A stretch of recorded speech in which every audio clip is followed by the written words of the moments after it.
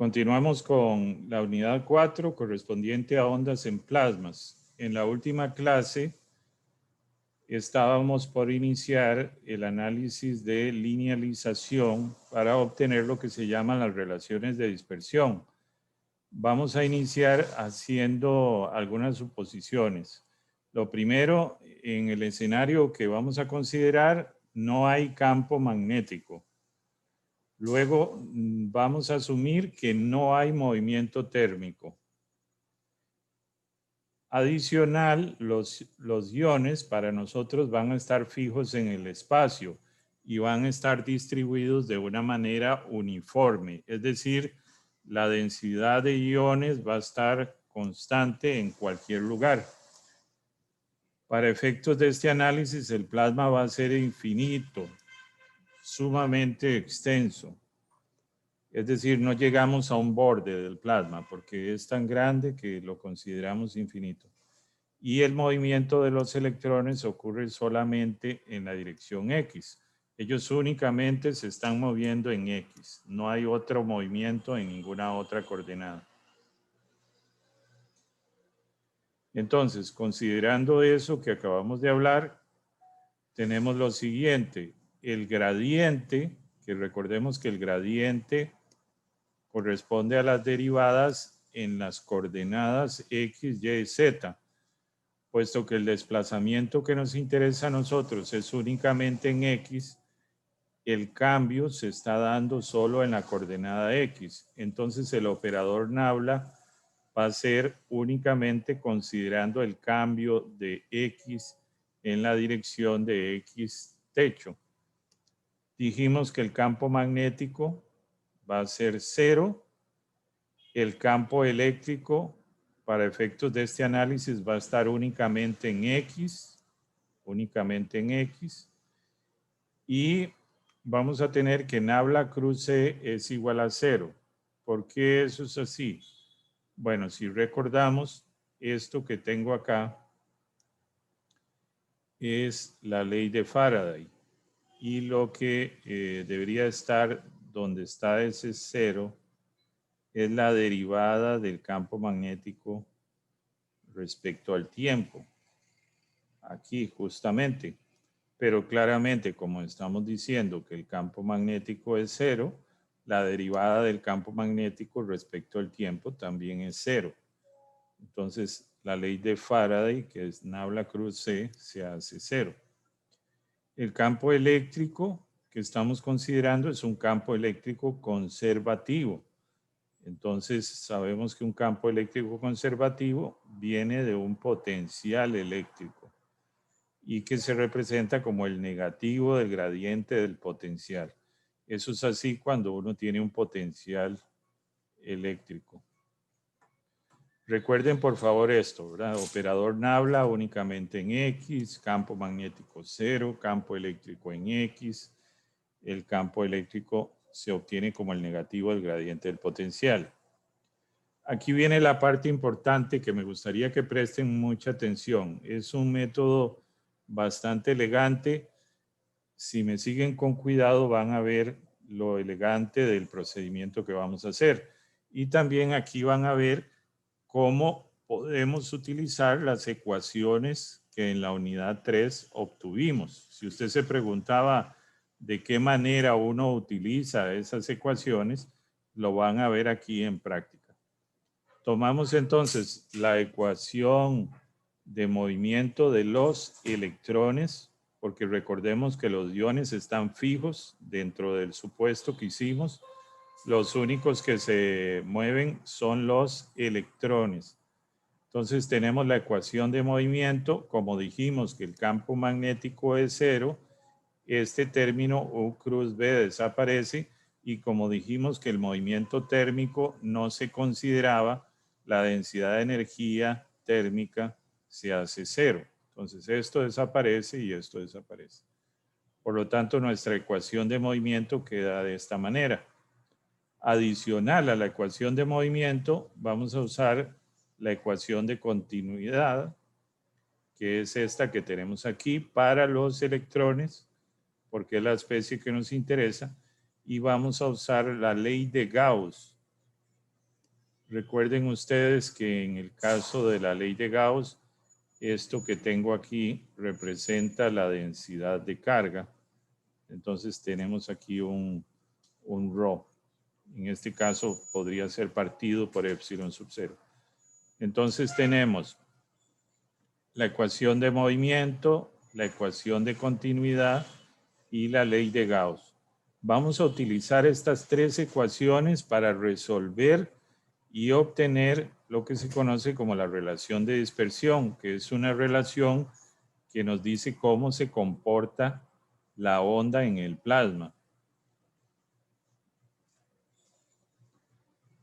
Para empezar el procedimiento de linealización, vamos a recordar que la densidad, puesto que tenemos una perturbación en la densidad, las ondas son perturbaciones, entonces tenemos una densidad n sub 0, que sería una densidad en condiciones estables, donde no hay perturbación, y un término de densidad que se le suma, que es la densidad que fluctúa por la perturbación. Entonces eso es lo que llamamos N1. De igual manera, la velocidad del fluido es la suma de la velocidad del fluido en condiciones estables, que es esta, más la velocidad del fluido que se suma por el efecto de la perturbación. Tengo entonces un campo eléctrico en condición estable y un campo eléctrico que aparece debido a la perturbación. El campo eléctrico total es la suma de estos dos. Como la velocidad del fluido de la parte perturbada varía periódicamente, yo la represento de esta manera. Recuerden ustedes que E a la I algo corresponde a esto que tenemos aquí. En este caso, voy a ponerlo en otro color. Esto que tenemos aquí corresponde a phi. Esto es lo que llamamos la fase de la onda. Kx menos omega t es la fase de la onda. Ese e a la i phi lo puedo representar o debo entenderlo como coseno de phi más i sen de phi. Recordemos que i representa un número imaginario que es menos raíz de 1. Entonces esto tiene una parte real y tiene una parte imaginaria. Habíamos hablado en una clase anterior que esta es la representación para una variación periódica. Y puesto que una perturbación la estamos considerando como una variación periódica, esa velocidad del fluido perturbado la representamos de aquí en adelante de esta manera y observen que estamos hablando que el fluido se mueve únicamente en X, como dijimos antes. La densidad perturbada, en este caso hablamos de n sub 1, también lo representamos con una variación sinusoidal de esta manera, donde n1 es esa pequeña densidad que aparece por esa fluctuación, por esa perturbación, ¿verdad? El campo eléctrico, también perturbado, se representa de igual manera como una variación sinusoidal, porque es una perturbación sinusoidal. Entonces, sabiendo que la velocidad del fluido perturbado, la densidad perturbada, el campo eléctrico perturbado, lo podemos representar de esta forma, podemos seguir adelante.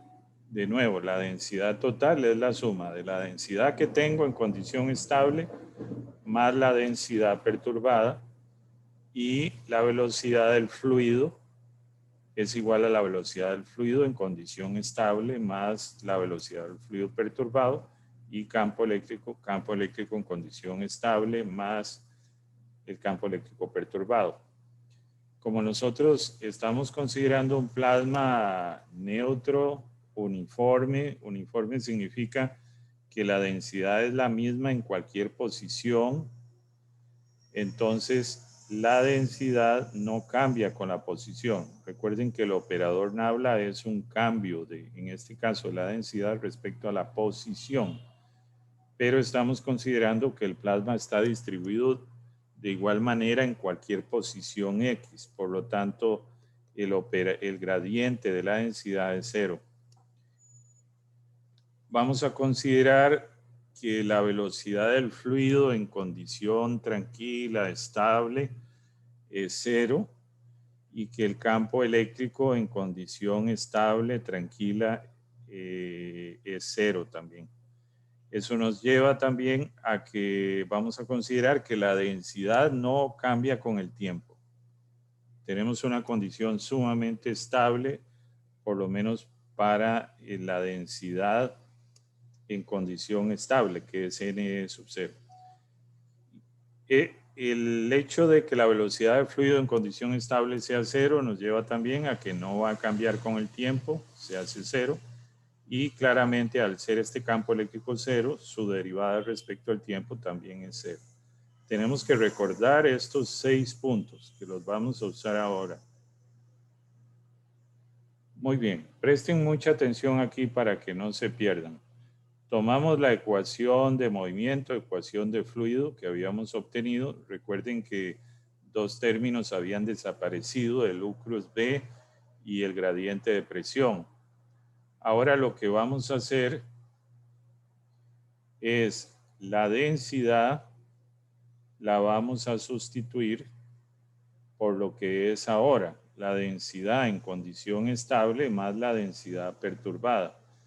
De igual manera, la velocidad del fluido de electrones lo vamos a sustituir como, perdón, era esta la flecha, lo vamos a sustituir como la velocidad del fluido en condición estable más la velocidad del fluido perturbado. Seguimos aquí adelante con esto. Observen que esta velocidad la pongo como la suma de los dos y esta velocidad la pongo como la suma de los dos. Luego, esta densidad la sustituyo aquí como la densidad en condición estable más la densidad perturbada y este campo eléctrico, que es el campo eléctrico neto, yo sé que es el campo eléctrico en condición estable más el campo eléctrico perturbado. Entonces, si vemos con cuidado, aquí ustedes verán que tengo la densidad de este lado y tengo la densidad de este otro lado. Entonces yo puedo simplificar cancelando, que sería lo mismo a decir que este lo simplifico con este. Estos dos se cancelan, por tanto ya no está ahí. Si recordamos entonces, la velocidad del fluido electrónico en condiciones estables, dijimos que era 0, ese término desaparece, aquí de nuevo ese término desaparece, aquí de nuevo desaparece, y entonces nos quedaría la masa multiplicado por la derivada de UE1 respecto al tiempo, que lo tenemos aquí. Y luego la masa multiplicada por UE1, UE1.nabla, aquí está el nabla, que quedó un poco perdido, por este UE1, que está aquí. En este otro lado, el campo eléctrico de sub 0 es 0, porque así lo definimos al inicio y nos quedaría únicamente el campo eléctrico perturbado. Ahora, la velocidad del fluido electrónico perturbado es un término cuyo valor es muy pequeño, porque es apenas una perturbación muy leve. Estamos considerando que las perturbaciones son leves. Entonces, este término es pequeño y aquí está, aparece dos veces, por lo tanto, estaría yo multiplicando UE1 al cuadrado, pero UE1 es un número muy pequeño, que elevado al cuadrado se hace más pequeño. Por lo tanto, yo desprecio cualquier orden igual a 2 o mayor a 2. de V1, porque como V1 es pequeño, elevado al cuadrado va a ser pequeño. Entonces lo descarto. Este término lo descarto.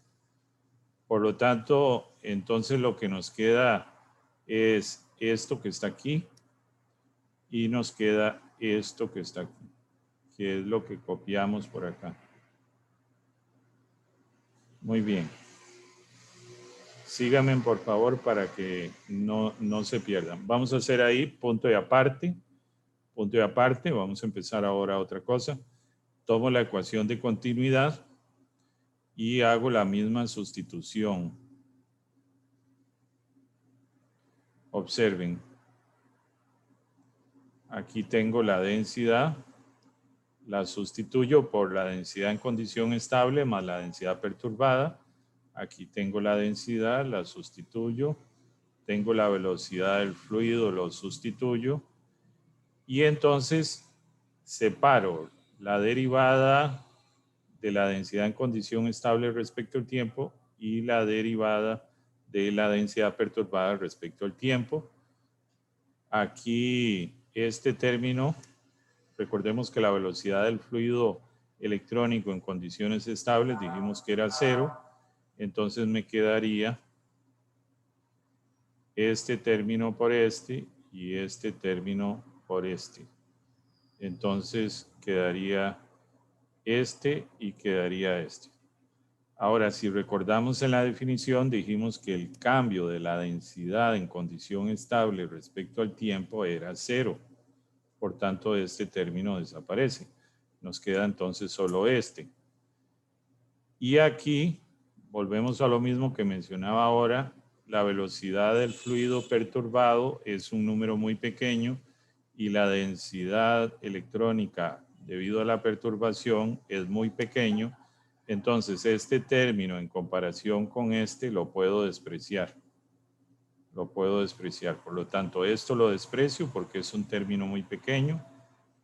Y ahora este operador nabla aplica sobre este producto. Recordemos que nabla es la derivada respecto a la posición. Entonces aquí tengo un producto que le aplico una derivada espacial. Por lo tanto sería, mantengo constante la densidad electrónica en condición estable y aplico el operador nabla a la velocidad del fluido perturbado. Luego mantengo la velocidad del fluido electrónico perturbado constante y aplico el operador nabla sobre la densidad. Pero si recordamos, la densidad electrónica en condición estable no cambia con la posición. Entonces este término desaparece como un todo. Eso nos lleva a que esto como un todo desaparece por completo, quedándonos únicamente estos dos términos igualados a 0. Ya van a ver a qué vamos a llegar con todo esto. De nuevo, punto y aparte, dejamos eso ahí. Ahora tomamos la ley de Gauss, también llamada ecuación de Poisson, cuando el campo eléctrico es conservativo y se representa como el negativo del gradiente del potencial. Esta es la ley de Gauss, donde esto es la densidad de carga. Entonces aquí vamos a considerar, como dijimos que era un plasma neutro, la densidad de iones en condición estable es igual a la densidad de electrones en condición estable. Dijimos que es un plasma neutro. Y como dijimos que los iones estaban quietos, la densidad de iones perturbado es 0, porque los iones no se perturbaron. Ellos estaban fijos, los asumimos fijos. Entonces volvemos a aplicar el mismo procedimiento. Aquí yo tengo el campo eléctrico. Yo sé que el campo eléctrico es el campo eléctrico estacionario más el perturbado. Esta densidad la sustituyo como la densidad iónica estable más la densidad iónica perturbada. Y aquí tengo la densidad electrónica, que sería la densidad electrónica estable más la densidad electrónica perturbada. Claramente ahí hay un negativo, que es lo que lleva a esto. Ahora observen que como dijimos que la densidad iónica estable es igual a la densidad electrónica estable, es decir, Ni0 es igual a Ne0, eso quiere decir que este término se cancela con este, porque son iguales. Y a eso le sumamos que la densidad iónica perturbada, dijimos que es 0 porque los iones están fijos. Entonces nos queda únicamente este término y nos queda esto aplicado al campo eléctrico perturbado, que es lo que tenemos por aquí. Muy bien, entonces hemos obtenido tres ecuaciones.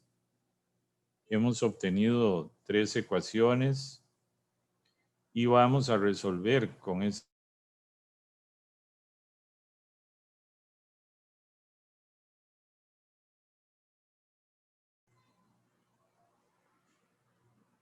Entonces,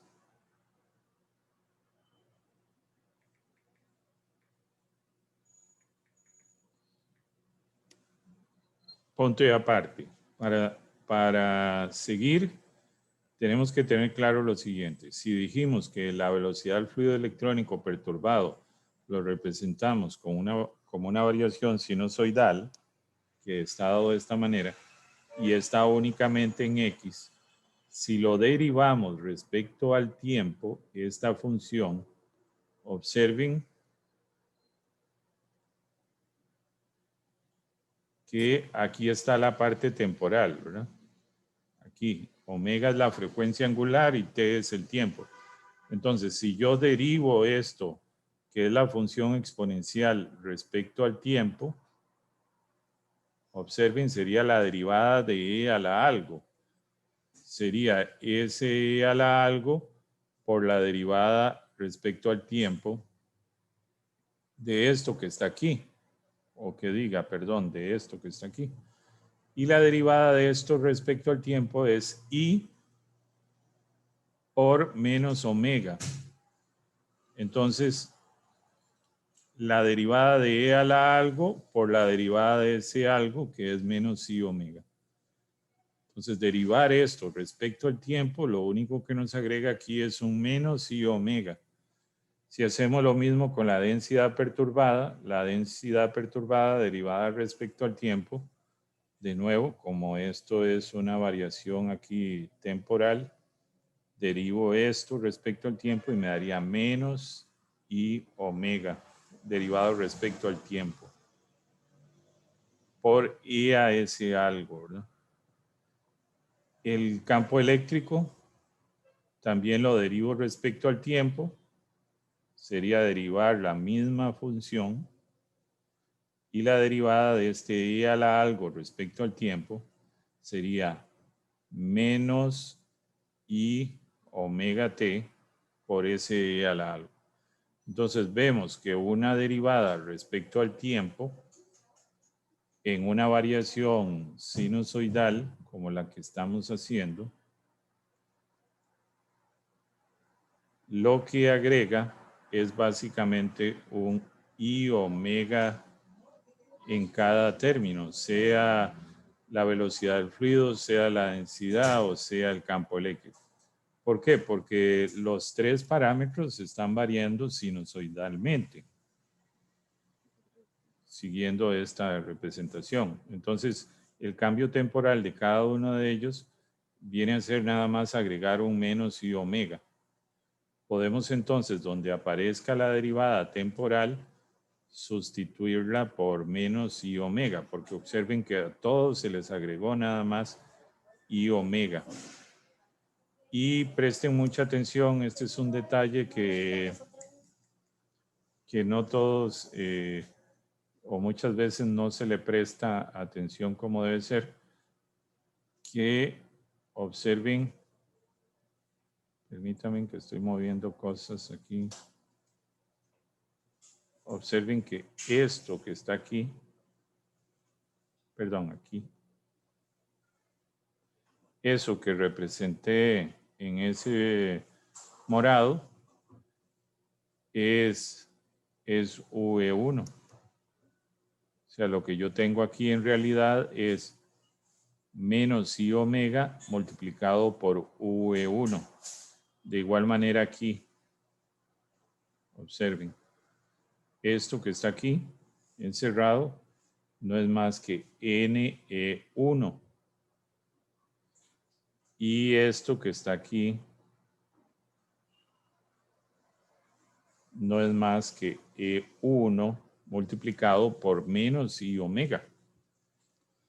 Entonces, la derivada respecto al tiempo de NE1 es menos I omega por NE1. Y así la derivada del campo eléctrico E1 respecto al tiempo es menos I omega por E1.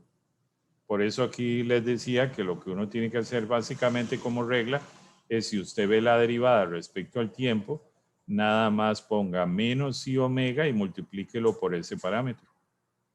Tal cual. Y ya tendrá el resultado. Si hablamos de variación espacial, es básicamente lo mismo, pero ahora derivando respecto a la posición. Observen entonces, ahora lo que me voy a concentrar al derivar no es el tiempo, sino es X. Nabla U1, que sería la derivada de U1 respecto de X, sería entonces, tomo esto y lo derivo respecto a X, que me vendría a dar IK, porque estoy derivando X. Entonces aquí saco la derivada de esto respecto a X, que sería IK. Y vean que volvemos a lo mismo de antes. Yo tengo esto de aquí, que si lo veo con cuidado, es exactamente U1. Entonces, nabla U1 es IK por U1. Si hago lo mismo con la densidad perturbada y tengo que calcular el gradiente, entonces derivo respecto a la posición. De nuevo, la derivada de esto respecto a la posición es IK. La derivada respecto a X sería IK. Y si vemos con cuidado, tengo esto que está aquí, que no es más que esto que está aquí. Entonces yo lo que tengo es IK multiplicado por N1. Hago lo mismo con el campo eléctrico perturbado, lo derivo respecto a X, va a suceder exactamente lo mismo. La derivada respecto a X es IK por E a la S algo, y entonces me queda esto que es E1 multiplicado por IK. Entonces, si vemos con cuidado, aplicar nabla en cada uno de estos parámetros, lo que trajo consigo fue únicamente multiplicar ese parámetro por IK. Bueno, rigurosamente IK por la coordenada, ¿verdad? En este caso el vector unitario X. Entonces recuerdo que me hacía una pregunta cuando estábamos viendo las derivas, de que por qué uno cambia nabla por IK. Si ustedes tienen buena memoria y recuerdan cuando hablamos de eso,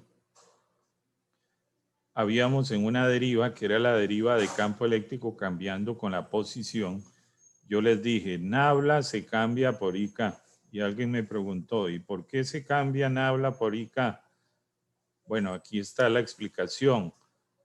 Porque en ese escenario, en esa deriva que teníamos, el campo eléctrico estaba variando de una manera sinusoidal, como es el caso aquí. Cuando el campo eléctrico cambia de una manera sinusoidal, representado de esta manera, si usted lo deriva respecto a X, en realidad lo que agrega nada más es un IK. Entonces, derivar respecto a la posición, o dicho de otra manera, aplicar el operador nabla, lo único que va a agregar es IK. Entonces, por eso es que nabla, uno de una forma práctica decía, lo sustituyo por IK. Muy bien. Entonces, teniendo esas herramientas, tenemos tres ecuaciones. La primera que obtuvimos, esta de la ecuación de continuidad, y la tercera que obtuvimos de la ley de Gauss. Lo que vamos a hacer ahora es, entonces, vamos a sustituir cada uno de los términos perturbados. Por ejemplo, V1, derivada como un todo, esto ya lo obtuvimos antes y dijimos que eso era U1 por todo esto. Eso es justamente ese término. Y este campo eléctrico perturbado, como lo definimos, es esto que está aquí, multiplicado por el negativo de la carga. En la ecuación de continuidad hacemos exactamente lo mismo. Recordamos que representaba una derivada respecto al tiempo. Dijimos antes que derivar respecto al tiempo la densidad es la densidad perturbada, agregarle un menos i omega y queda la exponencial. Aquí hacemos lo mismo, en este caso, con la velocidad electrónica perturbada, que vendría a ser esto que está aquí. Y luego, finalmente, tendríamos acá, donde sustituimos el campo eléctrico E1 aplicado al operador Nabla. Recordamos que era agregar un IK y entonces nos quedaría que ese Nabla.E1 es esto, que sería E1 por IK. Y aquí sustituimos nada más la densidad electrónica perturbada, que vendría a ser esto de aquí. Si ustedes observan, cosa que evidentemente lo hacen, si ustedes observan, permítanme poner un color más llamativo. Vamos a ver este. Aquí tenemos la función exponencial. Aquí tenemos el igual y también la tenemos al otro lado. Lo mismo pasa aquí. Lo mismo pasa aquí. Aquí y aquí. Entonces, en esta igualdad, uno podría cancelar por completo esa exponencial. De igual manera aquí. Y podría cancelar aquí. Entonces ya nos quedan unas expresiones mucho más simples. Observen que eso fue lo que yo hice aquí, cancelar las relaciones exponenciales. Y al cancelar, hagan una comparación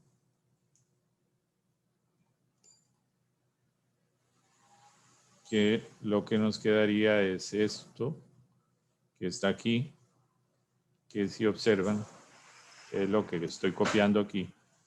Y a este lado me quedaría esto. Así sería en el otro, tendríamos este, y en el otro tendríamos esto. Y en el último nos quedaría este de aquí abajo, y nos quedaría este. Entonces tenemos tres ecuaciones y con eso vamos a resolver un sistema. Ya se van a dar cuenta ustedes a qué vamos con todo esto. Tenemos esas tres ecuaciones, las copiamos de nuevo, tal cual así están, las copiamos idénticas y ahora lo que hacemos es que en esta ecuación vamos a despejar NE1. NE1 es lo que estaríamos despejando. Si usted lo hace con cuidado, se va a dar cuenta que NE1 despejado le da esto.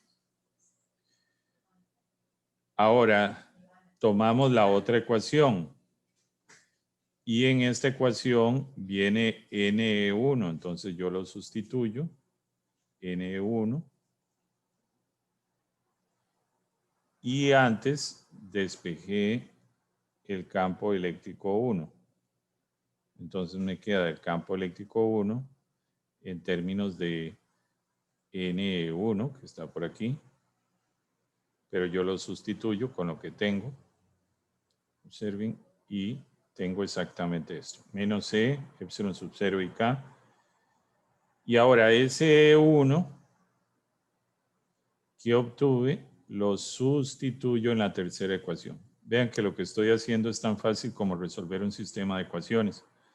Lo sustituyo aquí.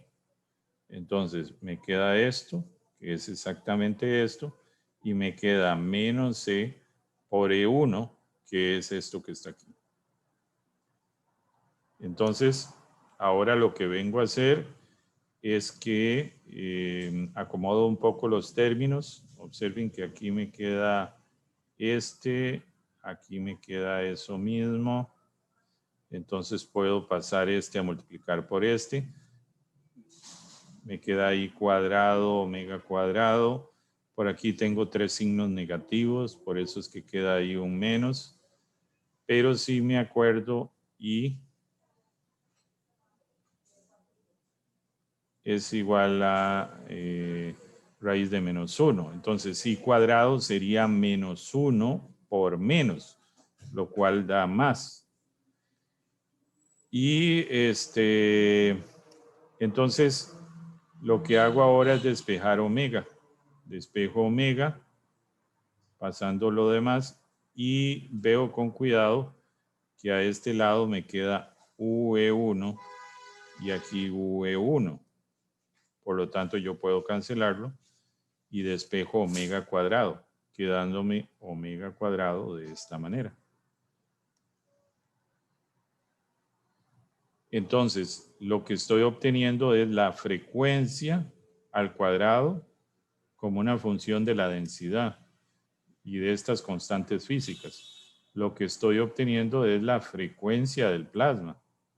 Observen qué interesante, a partir de la ecuación de fluido, a partir de la ecuación de continuidad, a partir de la ley de Gauss, resolviendo ese sistema de ecuaciones para un escenario perturbado, donde hay una variación sinusoidal de la densidad del campo eléctrico, de la velocidad del fluido, logro ver que la frecuencia con la que se da ese movimiento periódico tiene esta forma, que es la que copio aquí de nuevo. Si usted omega lo parte por 2pi, obtiene la frecuencia lineal del plasma, que como pueden observar, la frecuencia del plasma es proporcional a la raíz de la densidad, está elevado a la 1/2. Estos son términos constantes que si uno los sustituye le da aproximadamente 9. Entonces la frecuencia lineal es 9 por raíz de la densidad. Para un plasma de una densidad de unos 10 a la 18, una densidad de 10 a la 18, un plasma habitual, veríamos que la frecuencia lineal del plasma es 9 por 10 a la 9 ciclos por segundo. Eso sería 9 gigahertz. Esa es la frecuencia de oscilación del plasma para un plasma con 10 a la 18 partículas por metro cúbico. Si lo comparamos con la frecuencia ciclotrónica electrónica, que sabemos que está dado de esta manera, para un plasma expuesto a un campo magnético de 0.32 teslas y con la misma densidad, nos vamos a dar cuenta, aquí no está representado, que da muy cercano a 9 gigahertz. Entonces lo que logramos ver es que la frecuencia con la que oscila el plasma y la frecuencia con la que giran los electrones en su movimiento helicoidal es muy similar, suelen tener valores similares. Pero observen que para un plasma de esta densidad, la frecuencia típica anda del orden de 9 gigahertz. Eso es como la frecuencia típica para un plasma. Muy bien. Observen observen ustedes aquí, tenemos resortes colgando. Nosotros podríamos, de momento no nos preocupemos cómo, estirar los resortes, mantenerlos ahí sujetados a una determinada longitud y por un sistema automático, no nos preocupemos cómo, soltamos todos a la vez, pero con distinto estiramiento. Entonces lo que vamos a ver es que esto va a generar una perturbación. Los resortes van a estar variando y vamos a ver una variación de la amplitud de los resortes. Entonces, si este resorte no golpea a este y este no golpea a este y así sucesivamente, la energía de este resorte no va a ser transferida a los demás resortes. Cuando la energía en un movimiento periódico de una perturbación es transferida de un punto a otro, a eso se le llama onda. Eso es una onda. Una onda es una perturbación que transporta energía. Pero en el caso de que estos resortes oscilen, pero no se golpeen entre sí y por tanto no se pasen la energía entre ellos, llamamos a eso simplemente una oscilación. Una oscilación. No es una onda, es una oscilación. Entonces, ¿cómo diferencia uno una oscilación de una onda? Una onda transporta energía. Una oscilación no transporta energía. Si recordamos de la clase anterior, habíamos definido la velocidad de fase y la velocidad de grupo. La velocidad de grupo es la velocidad con la que se transporta la energía. Pero si yo lo que tengo es una oscilación donde no se transporta la energía, simplemente decimos, al no transportarse energía, la velocidad de grupo es cero. Es completamente cero. Vean aquí otro ejemplo, tratando de hacer analogía con este. Aquí tenemos péndulos, no son resortes, son péndulos. Entonces, si el primer péndulo golpeara al segundo y así todos se siguen golpeando mientras hacen este movimiento periódico, lo que yo tendría aquí es una onda. Pero si ellos entre sí no se golpean, lo que yo tengo es una oscilación. En el momento que ellos se golpean y que se transporta la energía, decimos que esa energía se está transportando a una velocidad. Eso es lo que llamamos la velocidad de grupo. La velocidad de grupo. Mientras que la velocidad de fase sería esa velocidad asociada a la variación sinusoidal por ese movimiento de péndulo. Evidentemente aquí podemos variar la amplitud de la oscilación. Supongamos que aquí los péndulos no se golpean entre sí, es una oscilación. Podemos variar la oscilación y que sea solo oscilación en tanto los péndulos no se golpeen entre sí. Cuando tenemos un plasma finito, como por ejemplo este plasma cilíndrico, si recuerdan ustedes, estábamos diciendo que el plasma era sumamente extenso, no tenía bordes. Bueno, cuando el plasma sí tiene bordes, el campo eléctrico ya no es completamente lineal, como sería aquí, sino que hace unas ciertas curvas en la parte externa. Estas curvas en las partes de la superficie externa del plasma hace que si el plasma tiene una frecuencia de oscilación, cosa que lo va a tener, recuerden que el plasma oscila por naturaleza, ¿verdad? Oscila, pero al existir estos campos eléctricos en el borde, por decirlo de una manera análoga, hace que los péndulos sí se golpeen y entonces la energía sí se transfiere. Por lo tanto, lo que para efectos de un plasma infinito es una oscilación del plasma, para efectos de un plasma finito, por culpa de estos campos eléctricos en el borde del plasma, hacen que las partículas se golpeen entre sí y la energía se transfiera. Entonces, lo que era una oscilación en un plasma infinito, en un plasma finito, se convierte en una onda porque se transporta energía. Eso es consecuencia de que en los bordes se dan estos campos eléctricos que no son necesariamente paralelos y eso hace que el movimiento de las partículas cambie ligeramente y se golpeen entre sí como para dar origen a una oscilación.